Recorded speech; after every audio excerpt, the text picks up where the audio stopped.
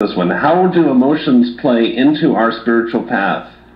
In my work, I see people wanting to do a spiritual bypass and jump over the emotions into the spiritual. Do we have to go through them along our spiritual journey?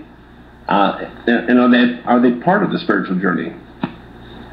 Yeah, I think, well, Tar's book, Mind Whispering, speaks directly to that, but it's a rich question, because if you ignore your emotional stuff, your emotional patterns, it can actually get in the way of the spiritual journey.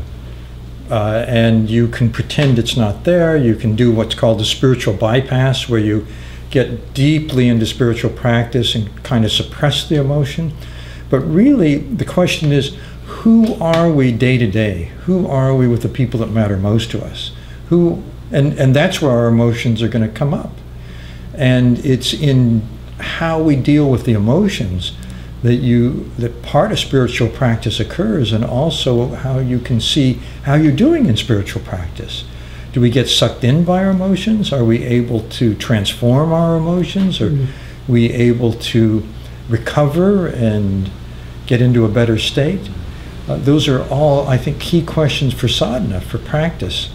And trying to pretend that emotions don't exist, or that, well, I don't have those feelings, is really not helpful in the spiritual path, wouldn't you say? Yeah, but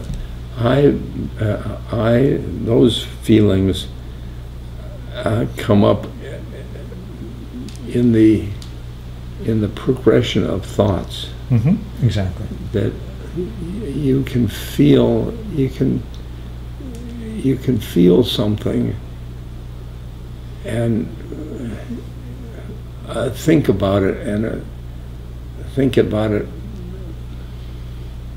Then comes the feeling. Mm-hmm. Mm-hmm. And we like to work with witnessing the mind. Right.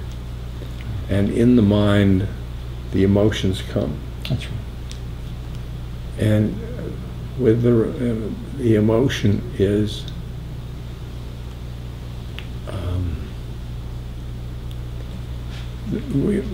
whether the emotion is helpful to our sadhana or not. And then we get hold of the helpful ones.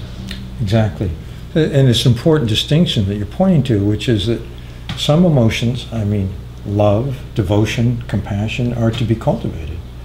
And other emotions, particularly, are really heavily glued, self-defeating emotional patterns, are the ones that we have to do something about.